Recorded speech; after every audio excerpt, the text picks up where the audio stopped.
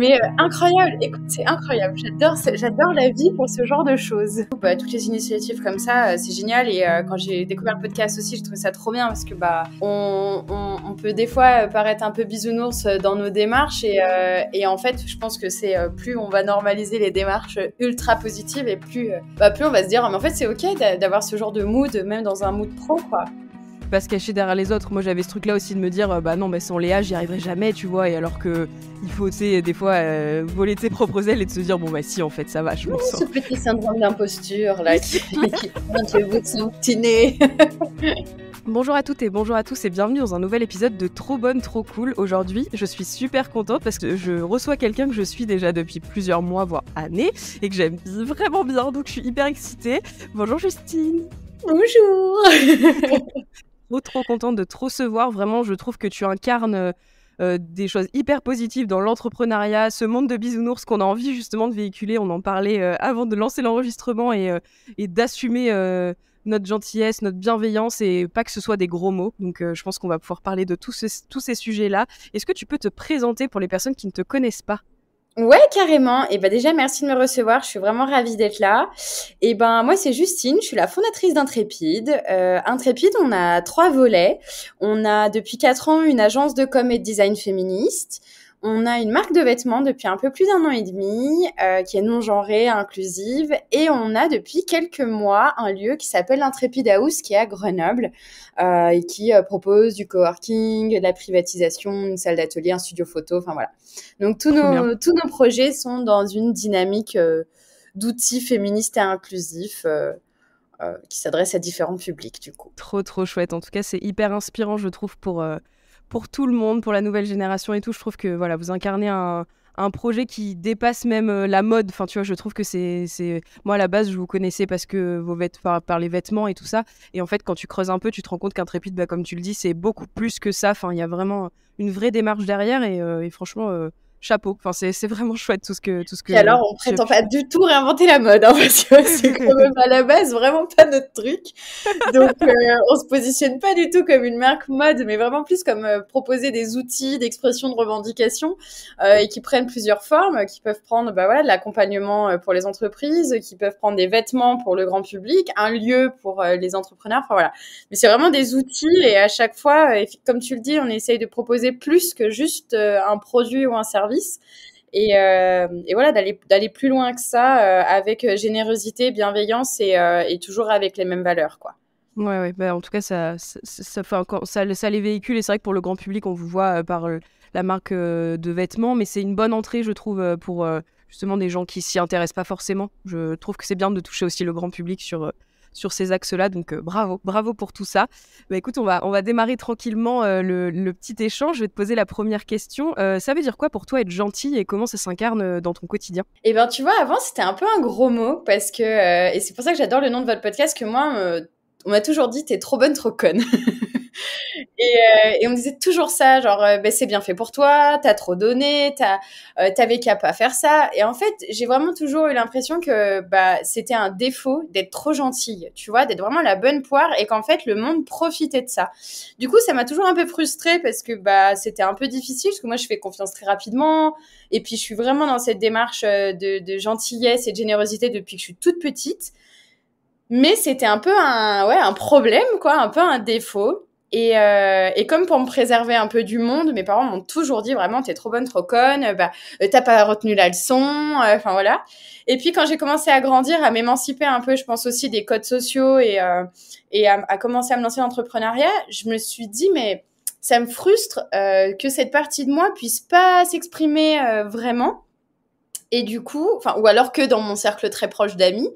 Et du coup, je me suis dit, mais en fait, je pense qu'on peut aujourd'hui se permettre de réinventer la façon dont on entreprend, dont on gère aussi, tu vois, une entreprise en interne, comment on gère aussi ses relations avec ses partenaires, etc. Et je pense que j'ai envie d'essayer d'être drivée par la gentillesse et de voir ce que ça peut donner. Et puis finalement, que ce côté trop bonne, trop conne, fasse juste un tri des personnes avec qui je peux travailler ou pas. Et c'est un peu ce qui s'est passé. En fait, je continue du coup, je laisse libre cours, pardon.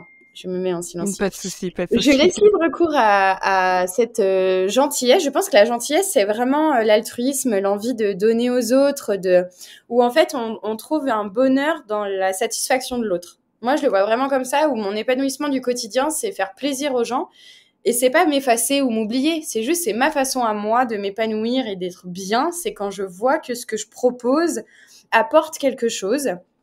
Donc, je dirais que c'est ça ma définition de la gentillesse et c'est un peu ma façon de l'appliquer au quotidien. Et comment tu fais du coup le tri justement dans ces personnes-là? C'est quoi tes alertes quand quelqu'un rentre dans ta vie et là que tu dis ah non, avec cette personne-là ça va pas fitter, je vois que elle va profiter de ma gentillesse ou c'est quoi tes alertes? Alors je pense que je m'en rends quand même compte toujours un peu tard parce que je pense que ça va avec aussi ce tempérament de à chaque fois quand tu vois des fois je sens j'ai des triggers de tu vois quand quelqu'un ou moi je pense être quelqu'un de généreuse et quand on m'en demande encore plus ou je donne pas pour recevoir ou pour de la reconnaissance mais quand bah tu vois je vois qu'il y a jamais de reconnaissance ou que ça devient acquis normal là des fois c'est un peu des red flags de attention prends pas ma gentillesse pour de la faiblesse ou de la vulnérabilité mais j'ai un peu tendance à toujours me dire non, bah c'était juste cette fois, ou c'est juste sa façon de s'exprimer. Enfin, j'ai tendance à avoir besoin de beaucoup de triggers de red flags pour me dire bon, peut-être que là,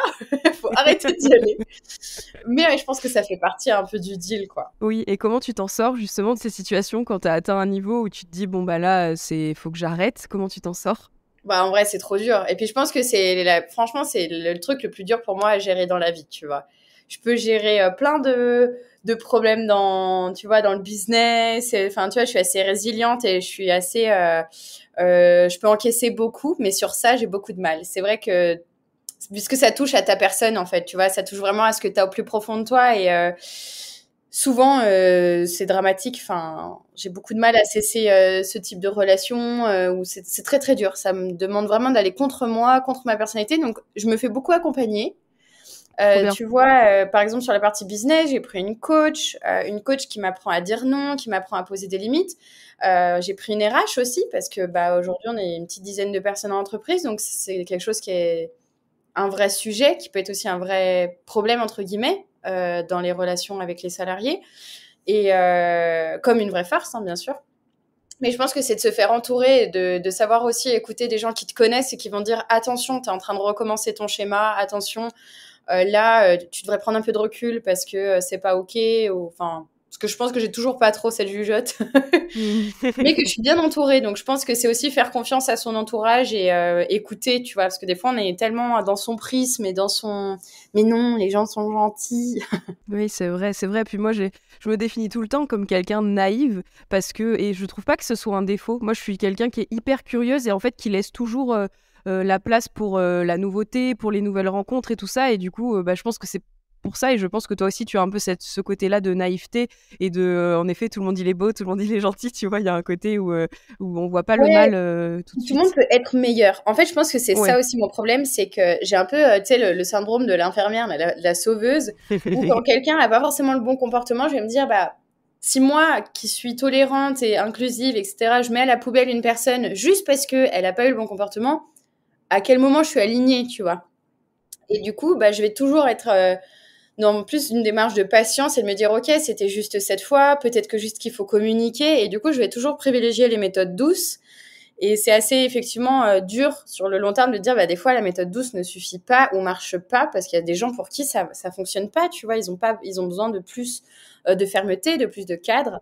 Mais ouais, c'est plus ce côté de non, les gens OK, ils peuvent peut-être mal agir mais ça les définit pas donc ça va évoluer, tu vois. Ouais, tu cherches des excuses et des prétextes aussi enfin, tu vois, pour les excuser de leur comportement, mais c'est tout à ton honneur. Enfin, tu vois, je pense que ça te définit bien aussi autant dans ton côté pro, dans ton côté perso, d'avoir cette patience-là avec les gens et la tolérance que tu propages et de l'appliquer aussi à toi, tu vois. Je trouve que ça a tout son sens. Ouais, se l'appliquer à soi-même, c'est autre chose. Oui, voilà, justement. Est-ce que tu es aussi gentil? Ah, c'est une bonne question, ça d'ailleurs. Est-ce que tu es aussi gentil avec toi-même que tu l'es avec les autres? Alors, je pense qu'avec le temps, oui, parce que tu vois, la vie fait que t'apprends et puis que tu te connais mieux et que tu sais mieux tes forces, tes faiblesses. Et je pense que en faisant le choix d'avoir une entreprise féministe et inclusive, j'ai fait le choix de m'entourer de personnes quand même en adéquation avec mes valeurs, où je peux plus facilement être moi-même. Et du coup, je me sens plus alignée et du coup, j'ai plus confiance en moi, tu vois. Donc, je pense être plus tolérante avec moi-même et on me renvoie tellement de choses positives qu'en fait, ça m'aide à me dire quand des fois, je fais pas bien ou que des fois, il y a des... Justement, j'ai été un peu trop bonne, trop conne. Je me dis, ok, t'apprends. Enfin, donc, je pense que j'apprends à être plus tolérante parce que je suis dans un environnement qui est très bienveillant et qui est vraiment qui pousse vers le haut. Donc, je pense que c'est plus facile. Alors que, tu vois, il peut y avoir des milieux entrepreneuriaux où j'ai pu être avant, tu vois, qui sont pas forcément mal, mais qui sont plus un peu chacun pour soi, plus individualistes, plus masculins, où l'intime a pas sa place. Et je pense que j'étais pas à l'aise dans ce genre d'environnement parce que moi, l'intime et le perso a une place énorme dans ma vie pro. Et du coup, le fait de devoir faire cette distinction, j'y arrivais pas. Donc, je perdais vite confiance en moi et j'étais vite très dure avec moi-même parce que je me disais, mais t'es pas calibré pour ce genre d'environnement. En fait, je pense juste que c'était pas le bon, quoi. Oui, et puis ça a été un bon apprentissage pour toi aussi de te dire, j'ai besoin, tu vois, tous les mots que tu poses aujourd'hui, si t'étais resté dans les anciens cercles où il n'y avait pas la place pour l'intime et tout ça, au final, tu te serais dit, en fait, c'est juste moi qui n'ai pas calibré. Et alors que là, tu vois, tu t'es prouvé qu'en te créant, toi, ton espace de bienveillance, de tolérance, de patience et tout ça, que, en fait, tu avais la place clairement d'exister comme toi, tu étais déjà, sans forcément rentrer dans une case qui ne te correspondait pas, quoi. Et puis que plein de nanas, plein de personnes étaient exactement dans le même cas, dans son coin, à faire son petit truc et à être assez impressionnées par ce monde, je dis souvent d'entrepreneurs LinkedIn, tu vois. Ah oui, moi aussi, je le dis tout le temps. Mais tu vois, par ce monde qui paraît vraiment axé sur la performance, sur pas de faiblesse, pas de vulnérabilité, etc. Alors qu'en fait, c'est faux, ou alors en tout cas, c'est pas l'entièreté du monde de l'entrepreneuriat ou du monde. Et du coup, je pense qu'il manquait plus que cette impulsion de se dire, vas-y, en fait, on va créer notre propre monde à nous, qui peut être... c'est vrai que des fois, tu vois, quand j'en parle à d'autres personnes qui font partie de l'autre monde, je me dis, mais quel monde de bisounours dans lequel je vis, tu vois. Et en même temps, je l'adore, mon monde de bisounours. Wow. Mais c'est vrai qu'il peut paraître un petit peu... où tu vois, on m'a déjà dit que c'était pas professionnel, que c'était... je me souviens, on avait fait notre premier shooting d'équipe et une personne d'un milieu très extérieur, enfin, d'un milieu beaucoup plus traditionnel d'entrepreneuriat m'a dit, mais votre shooting photo, on dirait une soirée pyjama. Et tu vois, ça reflétait bien ce décalage où moi, au contraire, j'avais fait exprès de prendre une photographe bébé mariage pour un shooting d'entreprise parce que je voulais pas un truc corporel, je voulais qu'elle capture des émotions, un moment, tu vois, qui se passe avec l'équipe. Et tu vois, c'était perçu comme une soirée pyjama et je me suis dit, voilà, c'est la limite entre nos mondes. Et là, tu lui dis, c'est exactement ce que j'ai voulu faire, parfait, c'est les meilleurs mots que vous auriez pu me dire. Ça m'a un peu vexée, tu vois, parce qu'il y a ce truc aussi, puis, enfin, tu vois, moi, j'ai commencé l'entrepreneuriat assez jeune, donc il y a un peu ce truc au départ, t'as un peu à prouver, tu vois. Quand tu viens de commencer ta boîte, que, il y a pas forcément une reconnaissance du monde extérieur et que t'es seule avec tes convictions et tes ambitions, il y a ce truc de quand on dit soirée pyjama, ça fait enfantin, c'est très fille, enfin, tu vois, il y a un côté hyper réducteur. Donc moi, sur le moment, j'ai hyper mal pris. Ouais, mais je comprends. Tu vois, ça m'a marqué 4 ans après, j'en parle encore. Mais je pense que ça a été aussi ce début de la rupture où je me suis dit, de toute façon, tu as deux possibilités. Soit tu continues à essayer de déconstruire ce monde un peu de l'entrepreneuriat où tu te sens pas à l'aise et à créer un autre univers, soit tu vas te forcer à te calibrer à cet univers-là et c'était le moment où il fallait choisir un peu le chemin, quoi. Ouais, puis tu peux pas faire les deux, tu vois, il y a un côté où après t'es limite bipolaire à avoir deux personnalités en mode bon là faut que je mette mon uniforme de entrepreneuse qui défonce tout, qui marche sur tout le monde, alors que tu vois ça te ressemble pas du tout. Et moi, en tout cas moi personnellement ça me coûte trop d'enfiler une casquette qui n'est pas la mienne et de dire de faire semblant. Je trouve, enfin moi quand j'étais salariée ou ce genre de choses, de faire semblant d'eux, mais à la fin de la journée je suis épuisée, tu vois, de faire croire que je suis quelqu'un d'autre, c'est épuisant. Puis je pense que plus t'avances dans ton chemin, c'est pas qu'une question d'âge ou d'expérience, mais plus t'avances dans ton chemin, dans ton éveil, tu vois, aussi sur ces sujets, enfin nous, de militantisme, de féminisme, etc., plus tu déconstruis et plus t'as besoin d'être aligné et plus ton alignement il se précise. Et c'est vrai que dès que t'en sors, très vite tu vas sentir que même il y a des facettes de toi qui vont sortir, des insécurités, tu vois, justement, un manque de confiance ou des comportements de ah, j'ai l'impression que là, je dois prouver ou je suis plus susceptible. Enfin, et là, très souvent, maintenant, je me dis, OK, là, je suis juste pas au bon endroit avec les bonnes personnes parce que quand il y a ça qui sort de moi, c'est que je suis pas dans un espace safe. Et je pense que plus tu arrives à te sentir bien quelque part, plus ça met en évidence les endroits où tu te sens pas bien. Et du coup, tu vas après privilégier et favoriser ce genre d'environnement. Ouais, ouais, carrément. Et du coup, est-ce que quand tu t'es lancé vraiment solo et que tu as compris justement que c'était ton chemin de créer un milieu plus bienveillant autour de toi, est-ce que ça a été encore plus dur, tu penses, parce que tu étais une fille jeune? Mais c'est sûr, mais c'est surtout que moi, pour la petite histoire, j'ai commencé à 19 ans l'entrepreneuriat. Donc, c'était en 2016. Et il n'y avait pas beaucoup de nanas de 19 ans à Grenoble dans les milieux d'entrepreneuriat. Donc, déjà, j'étais la petite nana qui débarquait. J'avais un projet timidement féministe et que je devais pitcher devant 100, des fois 100 personnes, 100 mecs, tu vois. Et en fait, à chaque fois, mais j'étais pas encore super, j'avais pas conscience que mon projet était féministe, je me revendiquais pas comme féministe, enfin, j'avais pas du tout tous ces mots ou toute cette, je savais que je voulais faire des projets pour les femmes, pour élever les femmes, etc. Mais j'avais pas forcément encore toute ce vocabulaire et cette conscience d'aujourd'hui. Et tu vois, je comprenais pas parce que les seules choses qui interpellaient sur mon projet, c'était pas le business model, la technique ou quoi, c'était mais pourquoi que pour les femmes? Et à chaque fois, c'était ça. Et je comprenais pas pourquoi les gens étaient si réducteurs. Et je disais, mais vous m'écoutez ou pas? Enfin, tu vois, j'ai le sentiment qu'on m'écoutait pas.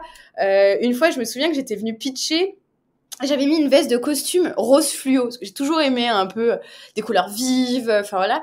Et en fait, on retenait que ça. Ah, c'est celle qui avait la veste rose. Enfin, mais j'étais, mais non, enfin, je suis pas juste celle qui a la veste rose. C'est hyper Je suis une réducteur. nana qui est venue amener un projet.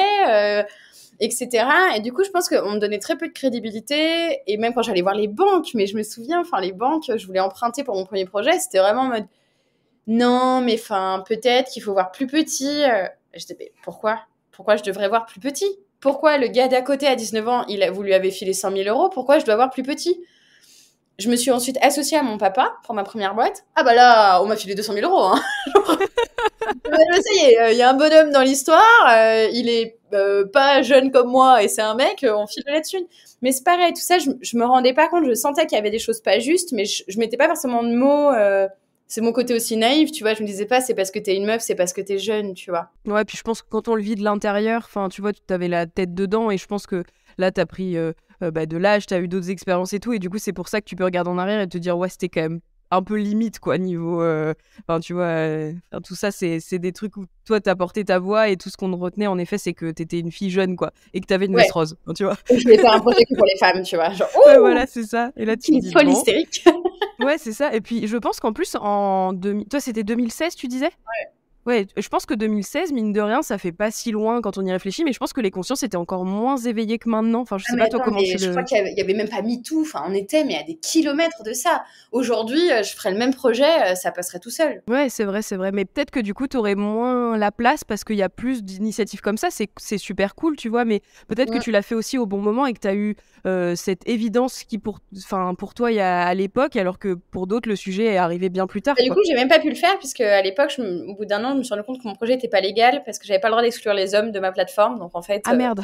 le projet a été assez vite terminé. C'est très, voilà, l'importance de s'entourer.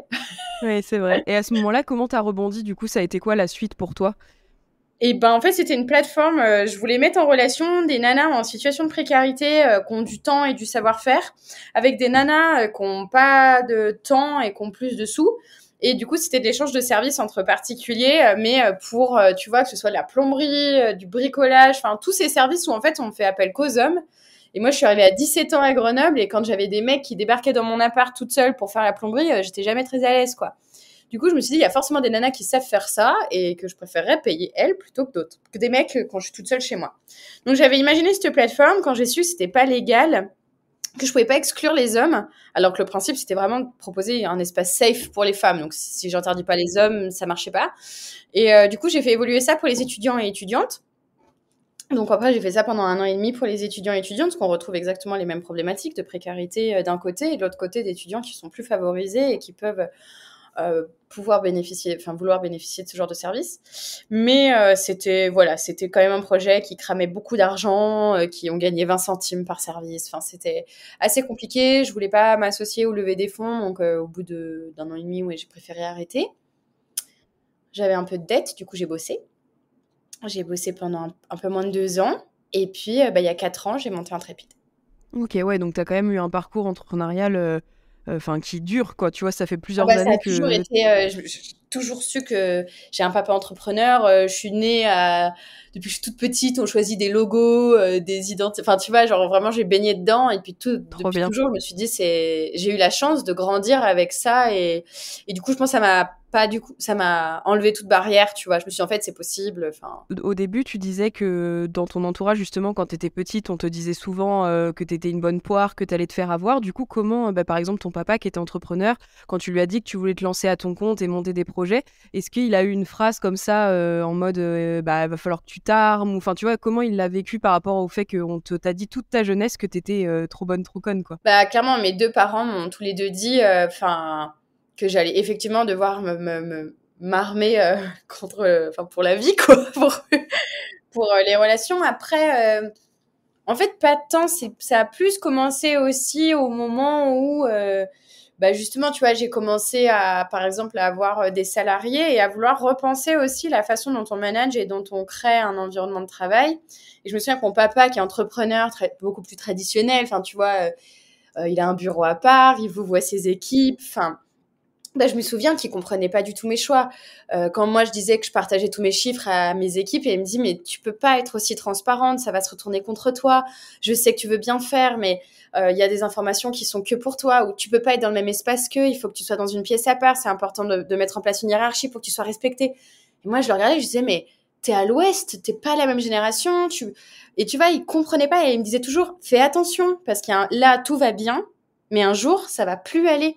Et moi, j'étais, mais pourquoi ça irait plus? Tout le monde, il est gentil. Donc, je pense qu'effectivement, pour lui, c'était plus de l'inquiétude. Et puis, parce que lui, tu vois, il me racontait des histoires. Mon père, il a beaucoup de distance. Il est pas du tout comme moi. C'est pas du tout un trop bonne, trop cool, quoi. Et du coup, tu vois, il me disait, mais malgré sa bonté et le fait qu'il est très juste, il a eu des salariés après 30 ans qui l'ont mis au prud'homme ou des histoires comme ça. Et moi, c'est vrai que ça, je tombais à chaque fois des nues. Je me dis, mais comment ça? Mais est-ce que tu as fini par comprendre pourquoi?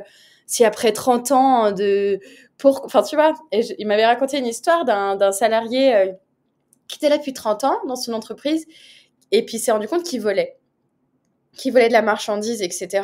Et du coup, il lui a dit, écoute, il l'a pris, mais vraiment, il lui a dit, ouvre le coffre de ta voiture, et il y avait plein de Oh, marchandises dans le coffre. punaise. Il lui dit, écoute, ça fait pour les 30 ans que tu as fait ici, je connais ta femme, je connais tes enfants, on va faire une rupture conventionnelle, je te paye 6 mois de salaire, et tu t'en vas, et on fait pas de bruit. Donc, tu te dis, mais quelle gentillesse, enfin. Oui, c'est vrai. Donc, ils font les papiers, le gars s'en va. Et un jour, mon père, il reçoit une convocation, donc le gars l'attaque pour lui demander de l'argent.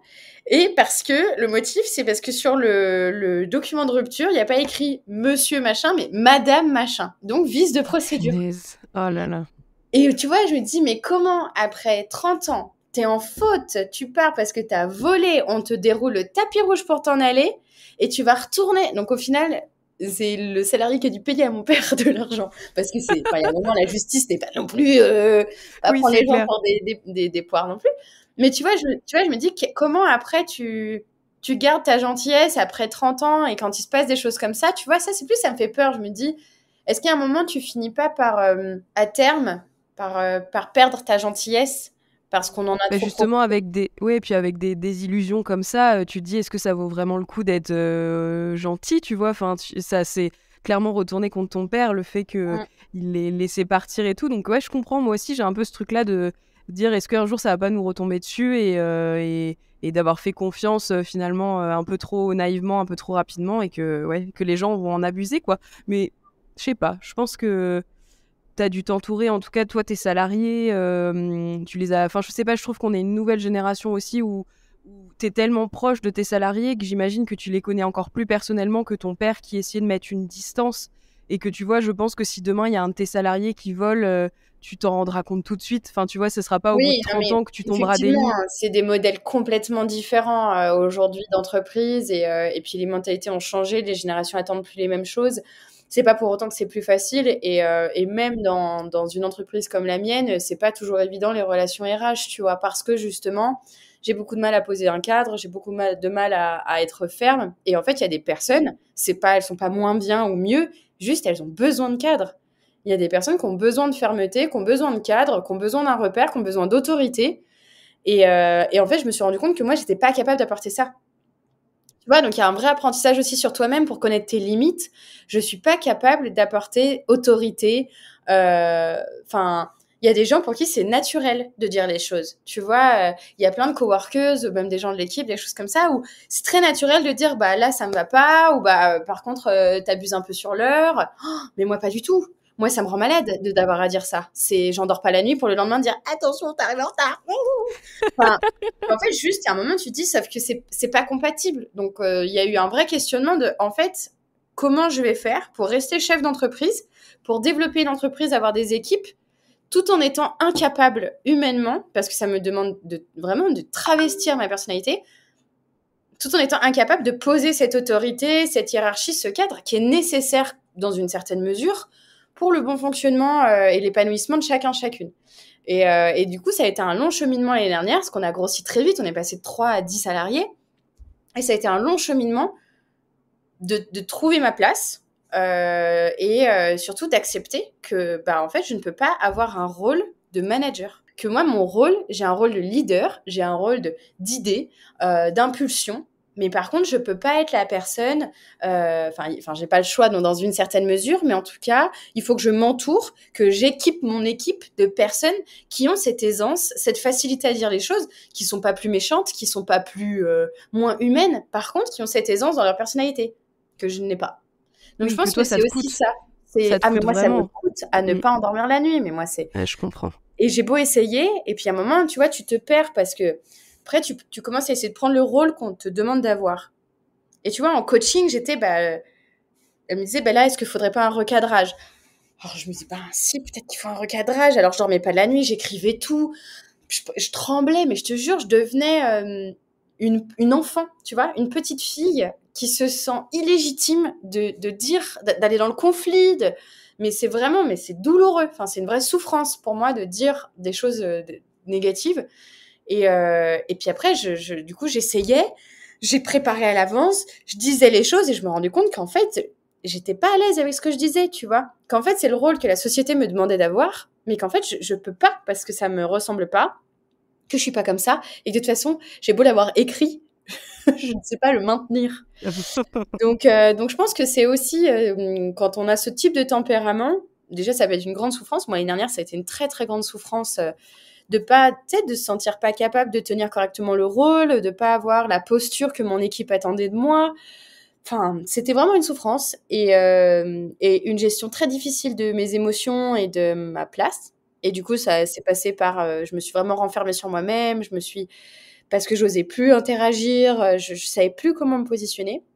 Et je pense que ça peut être une source de grande souffrance pour les personnes qui sont confrontées à ce type de situation. Et ça, voilà, après, c'est un apprentissage. Il faut mettre en place des choses pour trouver la juste limite entre rester toi-même, mais apprendre quand même. Tu es obligé de t'endurcir un peu.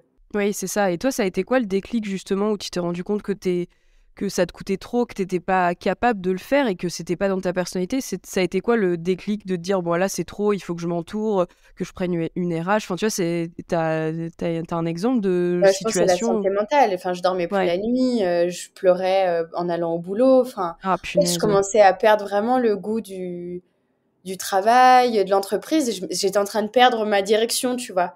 Et puis surtout, moi, je suis quelqu'un de très proactif, j'ai toujours des solutions. Et là, en fait, j'étais paralysée, tu vois. Il y avait des choses, je savais que je devais le faire. Et quand je me retrouvais dans la situation, j'étais incapable. Et là, je me suis dit, OK, je vais... En fait, j'avais déjà lu plein de choses sur le fait que tu peux mourir de croissance, tu vois. Que tu peux mourir, en fait, de grandir trop vite. Et là, j'étais en train de me dire, mais on est en plein dedans. On va mourir. Parce qu'en fait, je vais pas arriver à trouver... Puis en fait, tu démotives tes équipes. Enfin, c'est bien pour personne. et tout reposait sur moi et je me disais mais Ouais, ça doit être tellement lourd. c'est trop lourd et en même temps les solutions je les connais mais je suis pas capable de les appliquer. Donc c'est là où vraiment je me suis dit en fait je suis en train de mettre en danger ce que je viens de créer pendant 3 ans. Ça aurait dû être le rêve absolu, une grande équipe, une entreprise qui se développe, enfin c'était le rêve de ma vie et en final j'étais en train de pas du tout profiter, de pas apprécier et je pense que ouais ça a été le déclic de me dire bon là il faut qu'on mette en place des choses tout de suite pour essayer d'apaiser et de relancer, quoi. Enfin, de remettre une dynamique plus positive. Et est-ce que tu as eu ce truc-là, parce que je sais que ça le fait pour beaucoup de gens qui atteignent justement un but dans leur vie, est-ce que tu t'es sentie non légitime, illégitime de te plaindre? Parce que justement, t'avais construit ton truc, c'est toi qui avais choisi d'être là où tu étais, et est-ce qu'il y avait ce truc-là d'illégitimité? Non, mais j'ai pas le droit de me plaindre en fait, enfin, j'ai tout ce que j'ai toujours rêvé.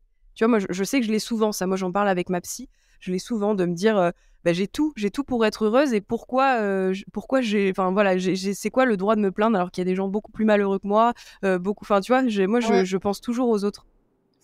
Ben non, franchement, je me dis pas trop ça parce que j'ai quand même conscience que j'ai de la chance. Enfin, déjà, en fait, j'ai pas de chance. J'ai travaillé pour avoir tout ce que Oui, j'ai, tu vois. exactement, Donc exactement, déjà, c'est moi, hyper important. ça fait des années que j'essaie de déconstruire ce truc de chance. Pendant un temps, je voyageais beaucoup et on me disait toujours, oh, ça a trop de la chance. Alors, je suis née avec de la chance parce que je suis née blanche, valide, dans une famille qui était confortable financièrement, etc. Donc, je suis partie avec un capital chance sans hésiter. Par contre, j'ai fait des choix. J'aurais pu gâcher ce capital chance, j'aurais pu juste en profiter et voilà. Enfin, de toute façon, non, parce que mes parents m'auraient jamais entretenu. C'était pas du tout leur mentalité. Moi, mon père m'a toujours bien expliqué en disant un autre exemple pour montrer ma mentalité. Mon grand-père avait une société et mon père voulait la reprendre. Et mon grand-père a dit à mon père, tu la veux, tu la rachètes. Donc mon grand-père l'a vendue à des Belges. Et mon père a dû, alors que c'était l'entreprise de la famille, en faire un emprunt, se faire embaucher dans l'entreprise, la racheter. Et je trouve que c'est un super bon exemple aussi de la façon dont j'ai été éduquée, c'est la méritocratie. Rien n'est dû. Et même si tu pars avec un capital chance, parce que c'est pareil, mon père, il a quand même racheté la boîte de son père, bien sûr qu'auprès des banques, c'est plus facile. Mais il a quand même dû aller emprunter 1 million de francs, tu vois. Et ben là, c'est un petit peu pareil. J'aime pas déjà partir du principe de la chance. On provoque les choses et c'est pas de la chance. Parce que moi, ça fait 4 ans que je travaille 7 jours sur 7 quasiment, que toute mon énergie et j'ai beaucoup de sacrifices, ce que je fais avec plaisir, mais c'est pas de la chance. Donc déjà, j'ai pas trop ce truc d'illégitimité. Enfin, j'ai rien volé à personne et je suis assez... vu que je travaille à la méritocratie, j'ai mérité et j'ai travaillé pour ce que j'ai. À sa petite hauteur, j'ai pas non plus... je suis pas Bill Gates, hein. Mais du coup, j'ai pas trop ce truc-là. J'essaye de... Et le truc de se plaindre, j'ai aussi conscience que la vie qu'on a décidé de mener, elle est pas évidente tous les jours. Et que c'est pas parce que c'est un choix, c'est comme les enfants. C'est pas parce que tu as choisi d'avoir des enfants que le package entier est facile à vivre. Donc, je suis assez à l'écoute des gens qui se plaignent et du coup, je me dis que j'ai le droit aussi. Là où on n'a pas le droit, par contre, c'est, je pense, enfin, pas le droit, non. Où là, j'ai plus de mal, c'est que ce soit pour moi ou pour les autres, on peut se plaindre si on est proactif. Tu vois, si on met des choses en place pour pas rester dans sa situation, si on baisse pas les bras. Moi, j'ai beaucoup de mal avec moi-même ou avec les autres quand quelque chose va pas et que juste on est vraiment spectateur, spectatrice ou passif, tu vois. Et là, je me dis, bah non, en fait, c'est pas ok, t'as pas le droit de te plaindre alors que tu fais rien pour que ça bouge. Mais si tu fais pour que ça bouge, ou si c'est en dehors de ton contrôle, mais bien sûr que t'as le droit de te plaindre et puis, enfin, encore une fois, t'empêcher de te plaindre rendra pas les Africains mieux nourris, tu vois. Tu peux faire plein de choses pour essayer de faire en sorte que les gens soient moins malheureux, mais ton malheur n'aura pas... Non, mais c'est vrai, mais c'est trop important de le rappeler, je trouve. Enfin là, tu vois, tous tes mots et tout, c'est trop bien pour les auditeurs, les auditrices, d'avoir ce truc-là, de dire c'est ok de se plaindre et c'est... Enfin, tu vois, c'est trop bien. Je trouve que ça Et fait puis vraiment c'est du bien sain. d'entendre ce Et puis discours. la Oui. positivité toxique, enfin... D'habitude, on a eu une petite coupure, mais on va reprendre. Je crois que je me souviens où est-ce qu'on s'est arrêté cette fois, parce que des fois, avec des invités, il y a la coupure et je me souviens plus ce qu'on disait. Mais donc, tu disais que tu avais fait une intervention dans un incubateur, c'est ça? Ouais, en gros, la semaine dernière, j'étais dans un incubateur où j'avais été 6 ans auparavant. C'est un incubateur pour les étudiants entrepreneurs. Et en fait, du coup, tu vois, ils me présentaient en mode, parce qu'en plus, je suis une ancienne de là-bas, donc ils étaient trop contents, mais c'était vraiment la success story, le machin. Et il y a un moment, il y a une nana qui dit, mais enfin, en termes de santé mentale, genre, comment tu fais, tu vois?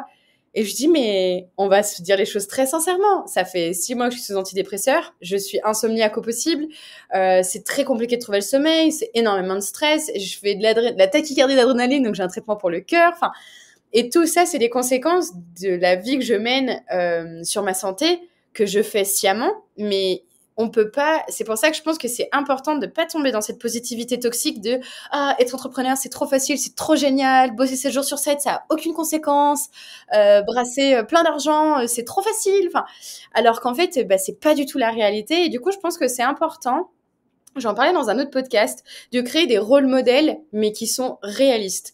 J'adore l'idée de rôle modèle, mais moi, tu vois, j'ai eu beaucoup de mal à en trouver parce que juste le tout est beau, tout est rose, je suis pas naïve à ce point-là. Et surtout, ça crée une culpabilité, une comparaison. Pourquoi moi, c'est pas si simple et pourquoi moi, je suis aussi stressée? Alors que le fait de se plaindre, de dire les choses comme elles sont, de parler des moments difficiles, de dire, bah là, je doute, là, je me sens pas à ma place, ou là, j'ai plus d'argent, je sais pas comment je vais payer les salaires, de dire, de se plaindre de la réalité, ça permet aussi aux autres personnes qui forgent une image de ta réalité d'avoir des vrais éléments et de placer leurs repères et leurs curseurs.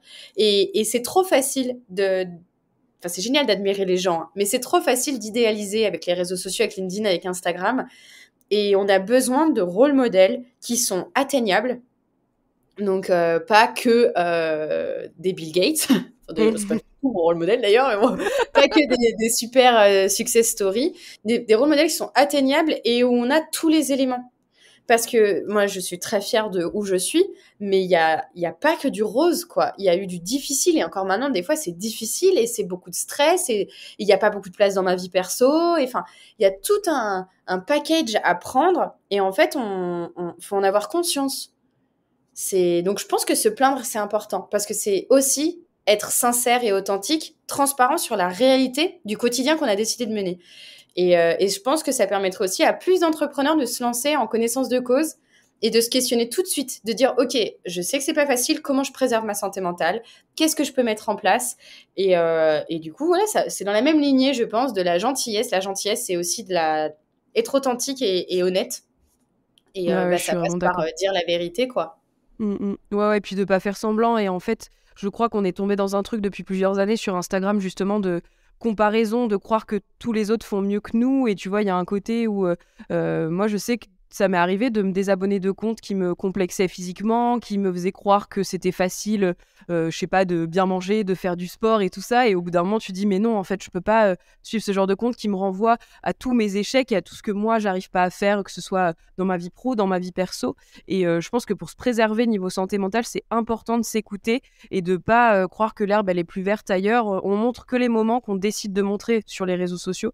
Et il faut pas l'oublier. En effet, on n'est pas si naïf que ça. On sait que c'est pas tout beau tout rose, mais je trouve que quand chaque jour, tu consommes des stories qui te renvoient à tout ce que toi, tu n'es pas, et ben, en fait, il faut juste se désabonner parce que ça ne mène nulle part. Il y en a plein qui disent oui, mais ça me motive, ça me pousse à aller plus loin. Et en fait, non.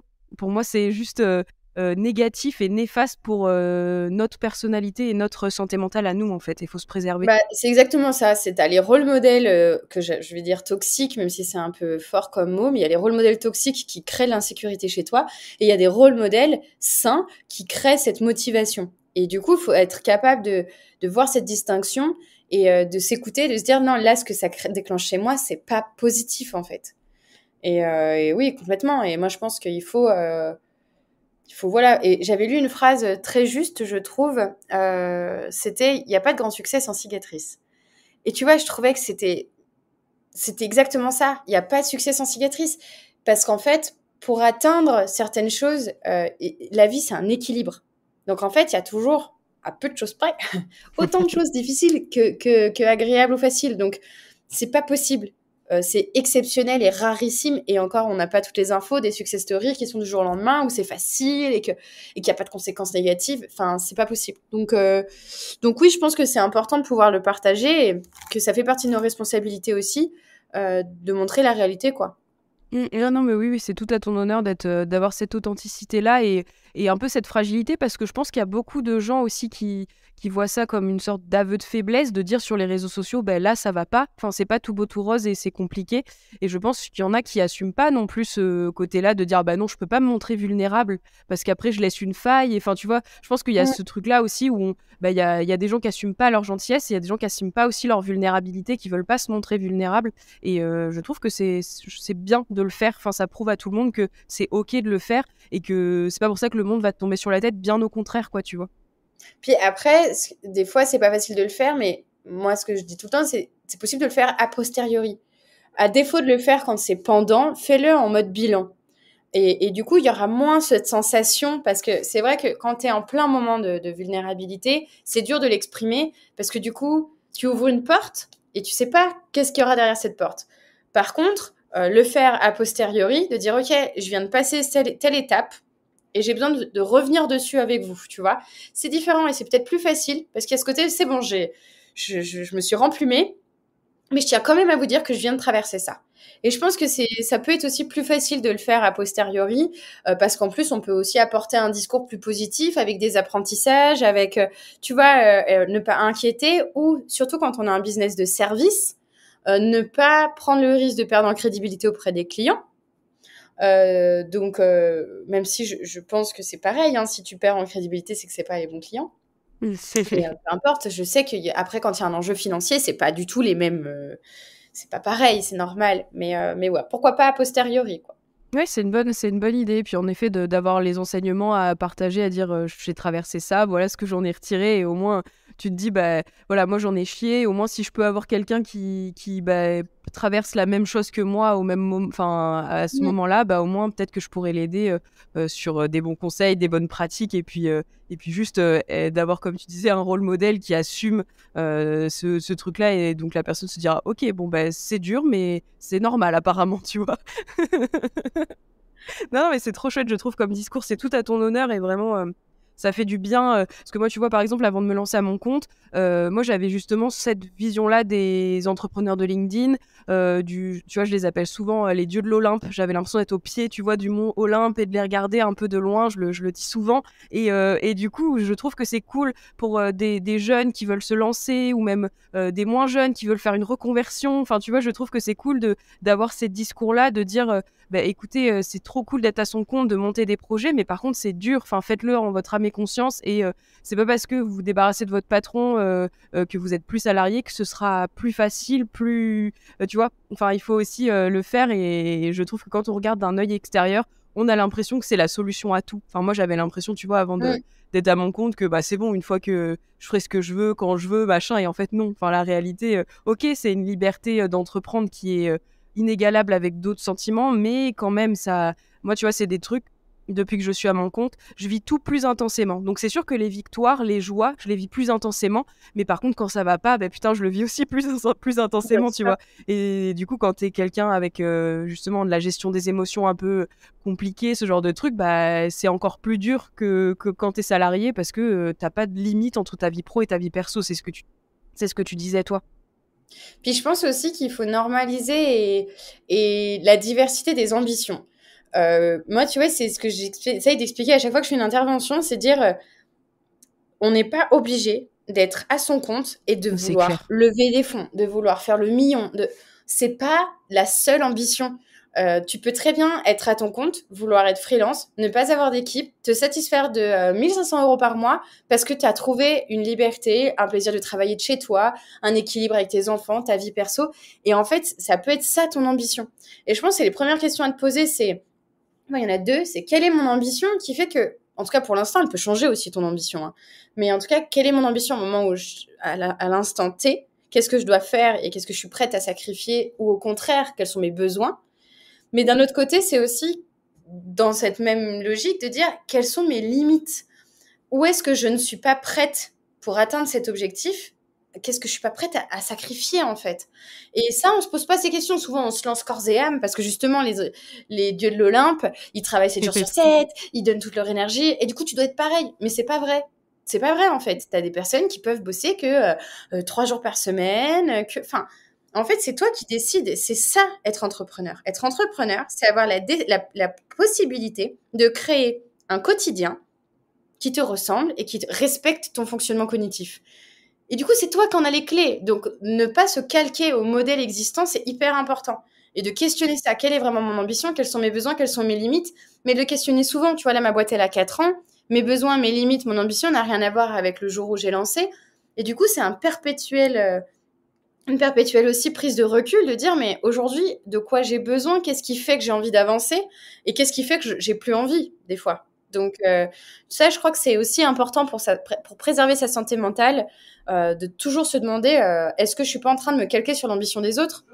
Ce que tu disais, j'en parlais dans un autre épisode avec une autre invitée, je trouve qu'il faut aussi être OK de se dire, «Je serai salarié toute ma vie et ça me va». Enfin, tu vois, il y a aussi ce truc-là où moi j'essaye de pas renvoyer au truc où, justement je pousse les gens à se lancer à leur compte. Enfin, tu vois, j'ai des gens dans mon entourage qui sont très heureux salariés, qui s'imagineraient pas être à leur compte, ça leur générerait trop de stress et je veux pas que tu vois ce podcast, parce que, malheureusement mes invités, la plupart sont à leur compte ou entrepreneurs, parce que c'est dans le monde dans lequel j'évolue et je trouve que c'est enfin, je sais pas, c'est plus représentatif du cercle que j'ai autour de moi. Et je veux surtout pas paraître pour, tu vois, justement, qu'on soit nous les dieux de l'Olympe et que les salariés regardent ça d'en bas et se disent: «Ah là là, mais moi je serai jamais comme elle». Ben non, c'est pas grave. Si t'es OK d'être salarié et que ça te convient, en fait, c'est exactement ce que tu dis, c'est chacun son ambition. Il y a ce truc-là il y a des gens qui partent faire le tour du monde, grand bien leur face. Si t'as pas envie de le faire, enfin, tu vois, faut toujours remettre aussi les choses dans l'ordre et te questionner toi sur ce que tu as envie de faire et pas se dire: «Oh là là, lui, il a trop de chance, il a plaqué son boulot, il est parti à l'autre bout du monde». Tant mieux, mais toi, est-ce que tu aimerais le faire pour toi? Enfin, tu vois, c'est toujours ce que nous renvoient les réseaux sociaux et tout ça, tous les gens montrent ce qu'ils veulent montrer, comme on disait tout à l'heure, et de pas te sentir inférieur, en tout cas, à des gens qui ont osé, mais parce qu'ils avaient envie. Si toi, d'être salarié, de t'investir dans ton entreprise, de faire grandir des projets, enfin, et de passer d'une boîte à d'une autre. Moi, je sais que quand j'étais salariée, j'avais la bougeotte et j'avais envie de voir plein de projets et du coup, je passais d'une boîte à une autre. C'est OK. Enfin, tu vois, tout est OK, en fait. Il faut juste remettre Bah, les ambitions, complètement. Je pense qu'il faut pas faire un culte sur l'entrepreneuriat parce que justement, c'est pas ce qu'on voit sur les réseaux, c'est pas la réalité, donc il y a pas de culte et finalement tout ce qu'on se dit, ça s'applique peu importe ce que tu fais dans la vie. Si tu es exactement. salarié et que ça respecte pas ta santé mentale et que les sacrifices vont au-delà de tes limites, c'est que t'es pas au bon endroit non plus. Comme on parlait de gentillesse, moi j'en parlais avec mes équipes, mais ça marche aussi. Si tu es salarié, enfin tout ce qu'on se dit, ça marche pareil. Et il n'y a pas de parcours moins valable. Et moi, demain, quand je serai épuisée d'avoir fait tout ça, j'ai aucun problème à me dire que demain, je serai salariée. Tu vois, enfin, vraiment, j'ai aucun problème avec ça parce que je suis pas entrepreneur parce que je supporte pas la hiérarchie, parce que je supporte pas. C'est pas ça, je suis entrepreneur parce que je suis une tête brûlée et que j'ai besoin d'être libre dans mes idées. Mais demain, j'ai plus, je sais pas, je me suis épuisée ou la vie fait que je ne peux plus faire ce que je fais aujourd'hui. J'aurais aucun problème à être salariée. Par contre, je vais essayer de respecter de la même façon mes besoins et mes limites de liberté dans ma tête. Par contre, je suis capable de faire beaucoup d'heures. Enfin, j'ai mes propres forces et faiblesses. Et là, tu vois, quand je fais le bilan après 1 an, je pense que effectivement, des personnes dans mon équipe avaient une vie beaucoup plus sereine et saine que je vais avoir cette année, tu vois. Enfin, il y a du plus et il y a du moins à tous les projets. Et puis c'est pareil, la vie, c'est pas une décision pour toujours. Tu peux être entrepreneur, puis salarié. Il y a des fois, c'est pas le bon moment pour toi. Il y a des fois, c'est le bon moment. Il y a des fois, il n'y a pas la bonne opportunité. Des fois, il y a le Covid. Enfin, tu vois, il y a des choses qui sont out of control et qui font que, dans tous les cas, la seule chose qu'il faut garder en tête, c'est s'écouter, c'est se respecter. Et il n'y a pas, effectivement, de parcours moins valable. Et souvent, avec les coworkers, on en parle. Il y en a pas. Il n'y a pas de meilleure réussite. La réussite, c'est pas un état de société. La réussite, c'est individuel. Donc, définis ce que c'est que ta réussite. Et du coup, on peut tout avoir réussi en ayant tout un business qui n'a rien à voir. Ou Ah être ouais, non, salarié, clairement. avoir réussi en étant salarié. Tu vois, moi, ma sœur, elle est salariée, elle vit sa best life, elle est hyper ambitieuse, c'est un bulldozer. Enfin, franchement, c'est une machine de guerre. Tu vois, ma sœur, on a des tempéraments très différents. Et je trouve, elle incarne une réussite sans toucher à l'entrepreneuriat, tu vois. Parce qu'en fait, elle bosse. Quand ça lui plaît pas, elle change de boîte. Elle sait extrêmement bien, elle apporte à son entreprise et elle sait demander ce qui est dû en face. Enfin, genre, et je la trouve impressionnante. Et elle, pour moi, c'est un rôle modèle. Et tu vois, on n'en parle pas assez des rôles modèles, pas entrepreneurs. Des rôles modèles de personnes qui ont fait des parcours que la société trouve moins sexy. Et ben pour autant, moi, ma sœur, c'est un vrai rôle modèle. Sa façon de gérer son quotidien, comment elle gère aussi les gens avec qui elle travaille, etc. Bah voilà. Et ça, c'est des rôles modèles qu'on devrait plus. Je te l'enverrai sur le podcast. Non, bah grave, avec grand plaisir, justement, c'est la Non, question de la fin elle est après. pas non plus sur sur ce modèle. Elle se fait pas bouffer par sa gentillesse, quoi. Et du coup, toi, bah, c'est un bon rebond. Toi, tu as des arguments aujourd'hui quand quelqu'un te dit que tu es trop gentil, que tu es trop une bonne poire. Est-ce que tu arrives justement maintenant à le valoriser plutôt qu'à que ce soit un reproche? Bah, je pense que déjà, d'une façon globale, peu importe ce qu'on peut me dire, je pense qu'aujourd'hui, j'ai décidé de déconstruire tous les chemins préfaits, que ce soit l'entrepreneuriat, relationnel, sur la gentillesse, sur l'ambition, sur ces choses-là, sur le management. Du coup, déjà de base, quand on me dit t'es trop dans un chemin ailleurs, je veux dire bah peu importe, enfin pour le coup, c'est la vie que j'ai décidé de mener, c'est une vie qui remet en question toujours les chemins préfaits. Et ensuite, pour la gentillesse, et c'est encore tout le temps, enfin, c'est des choses que j'entends toutes les semaines qu'on peut me dire, mais parce que c'est des gens qui veulent me protéger, c'est un entourage, c'est de la bienveillance. Mais en fait, je vais leur expliquer, de toute façon, je ne sais pas faire autrement. Je suis malheureuse, je suis plus malheureuse de me forcer à ne pas être gentille qu'être gentille et me rendre compte que je me suis trompée ou que j'ai trop donné. Enfin, je refuse de devenir une autre personne parce que la société n'a pas été capable de recevoir ma gentillesse. C'est juste que j'ai pas trouvé les bons interlocuteurs, les bonnes interlocutrices, et que du coup, je dois apprendre à affiner mon, mon radar pour trouver des personnes qui ne prendront pas ma gentillesse pour acquise, tu vois. Et j'y pensais.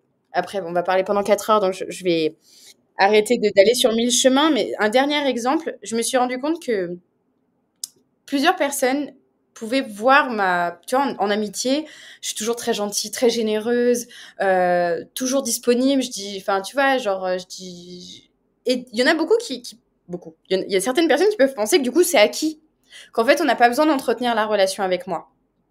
Et tu vois, même dans la famille, ça va être, bah, de toute façon, Justine, elle est jamais pas d'accord, elle sera toujours ok, enfin voilà. Et du coup, il y a ce côté, ben, on a moins besoin de faire attention. Et ça, tu vois, j'ai mis du temps à le comprendre et des fois, je trouvais ça pas juste. Je me dis, bah, c'est bizarre, avec ma sœur, on n'est pas comme ça. Parce que ma sœur, tu fais un truc de travers, il y a pas.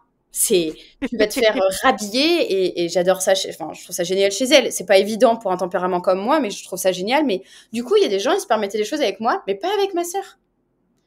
Jusqu'au jour où à un moment, bah, on a dépassé ma limite. Et là, je dis, bah, là, c'est pas OK. Enfin, là, on va trop loin. Et depuis, bah, par exemple, cette personne a changé son comportement j'ai vu qu'elle faisait des efforts pour entretenir, pour travailler et faire en sorte que la relation, bah, soit plus à égal. Et je me dis, tu vois, c'est dingue. Pendant des années, cette personne pensait que j'étais vraiment acquise, que ma gentillesse allait de soi, en fait. Et je trouve ça dommage. Et c'est là où je me dis, bah, c'est que du coup, cette personne, famille ou pas famille, ça change rien. Cette personne, c'est plus quelqu'un à qui j'ai envie de donner toute mon énergie. Et je pense que j'ai pas envie de changer. J'ai juste envie de changer les personnes à qui je donne cette énergie, tu vois. Et c'est plus ça ma réponse. Ouais, non, mais clairement, mais c'est super intéressant. Et puis, je pense qu'on se retrouve tout un peu là-dedans à un moment donné où ça va trop loin et où t'oses dire stop, en fait. Et est-ce que ça t'a coûté, bon, tant pis, je relance sur une question, mais c'est pas grave.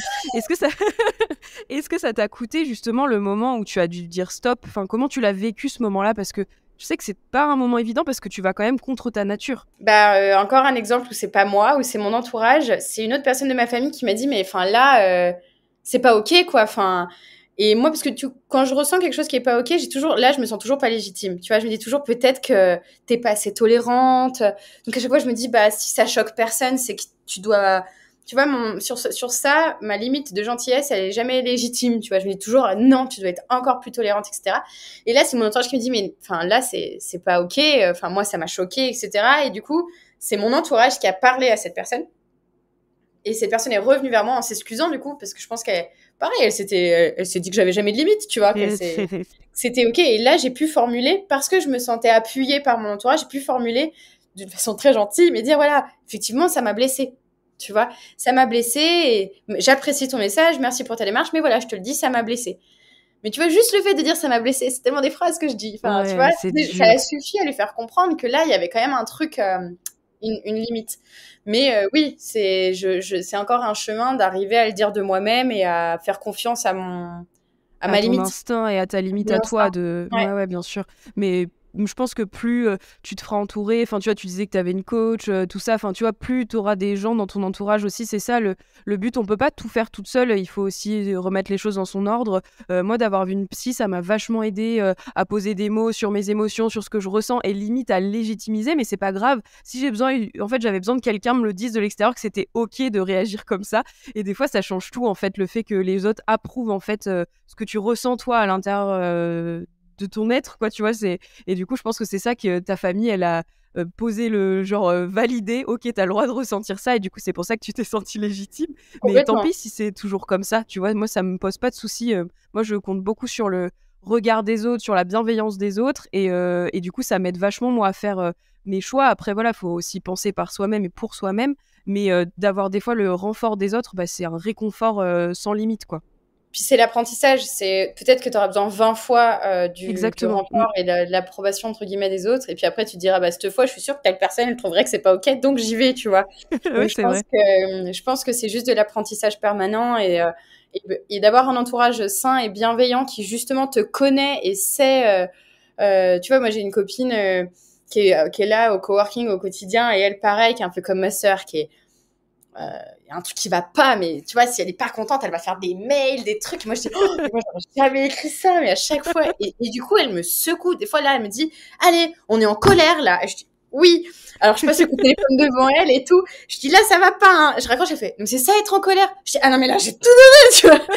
Mais tu vois, de l'avoir et que elle me dise, mais t'as le droit, enfin, sois en colère, dis-le, enfin, vas-y, tu vois. Et ben, bon, dans mon curseur à moi, tu vois, mais je me sens plus forte de faire ce coup de téléphone et de dire, je suis pas contente. Je l'ai fait. Après, t'as une fierté. Ouais, Tu sais, tu te elle dis, me dit, bah, elle me dit, ouais, la prochaine fois, c'est moi qui appelle, hein. Je dis, c'est quoi ça, la colère? Je dis, pour moi, tu c'est devrais déjà avoir beaucoup. un bras droit méchant qui fait tout le sale boulot un peu pour toi, tu Méchant sais. flic, tu sais. C'est ça, exactement. Bad cop, good cop. Comme ça, vous avez fait un duo en mode non, mais ça, je sais pas le faire, vas-y.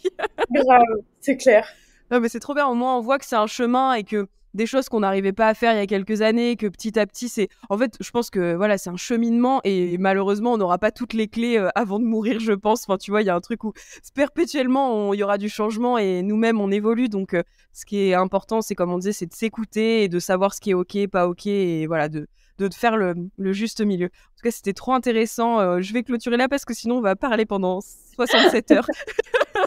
Mais on C'est pourra clair. refaire un épisode si tu veux. Mais je vais te poser la question de la fin. Quel gentil ou gentil t'aimerais voir au micro de Trop Bonne, Trop Cool? Bah, je pense que j'aurais pas un nom en tête, mais c'est vrai que je crois que ce serait chouette de voir une personne qui est salariée, tu vois. Oui, bah, D'avoir une j'aimerais personne vraiment. qui, tu vois, eh ben, si je vais te dire, parce qu'elle est salariée et un peu chez nous, notre RH, Ok. elle est consultante RH chez nous, et elle est coach. C'était ma coach en leadership. Elle fait aussi la méditation, relaxation, de l'hypnose. Elle fait plein de choses. Donc, sa vie, c'est d'être dévouée aux autres dans les relations humaines, donc dans le bien-être en entreprise. Et tu vois, moi, elle m'impressionne, cette femme, parce que bah, cette capacité, là, c'est un autre rôle. C'est d'être une éponge, d'apporter, de donner et ensuite de décharger. Tu vois, c'est un autre rôle, et elle est à la fois consultante, à la fois salariée. Et ben, je trouve qu'elle est super inspirante et qu'elle est hyper. C'est un autre point de vue qui est intéressant, parce que c'est justement quelle place à la gentillesse en entreprise. Et surtout, par exemple, quand tu es salarié dans un environnement toxique, comment est-ce que tu étouffes ta gentillesse pour te faire respecter ou obtenir ce que tu veux? Enfin, donc voilà, tu vois, un profil comme elle ou elle, je trouve que ce serait assez intéressant, parce que ce serait plus en mode outil, tu vois, genre te donner les outils, et plus avec une expertise de ce qui est, comme on disait tout à l'heure, ce qui est ok, ce qui est pas ok, la vie des autres, enfin. Bah, Elle, à avec chaque grand fois qu'on plaisir. fait des coachings, elle me donne des clés de dingue. Et je pense qu'on a tous besoin, elle s'appelle Marlène, on a tous besoin d'une Marlène dans notre vie, tu Oui. vois.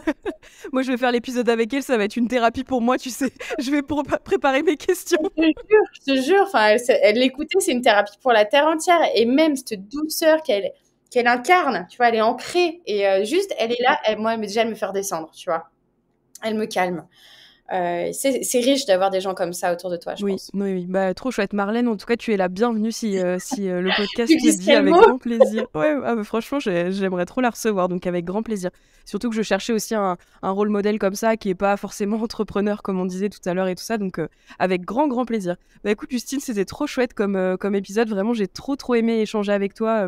Je trouve qu'on a des points de vue qui se ressemblent, mais des points de vue qui diffèrent aussi de ce qu'on a pu entendre. Et je trouve que c'est important d'avoir des voix pour tout le monde, tu vois. Donc, merci beaucoup pour tout ça. C'était vraiment chouette. Bah, merci à toi pour ce temps d'échange, cet espace de parole et au plaisir d'écouter les prochains épisodes. J'espère que le petit bug de tout à l'heure n'aura pas... Non, je pense qu'il y a zéro souci. De toute façon, les auditeurs ont l'habitude, c'est un podcast fait maison, donc il n'y a pas de souci.